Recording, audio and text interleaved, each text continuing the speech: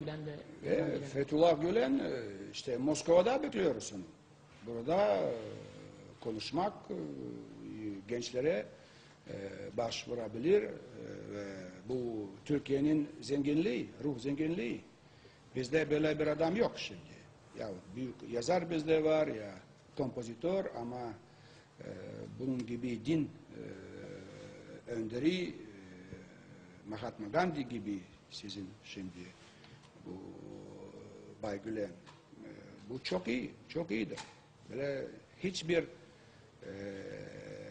inkılap olmamalıdır. Ne inkılap ne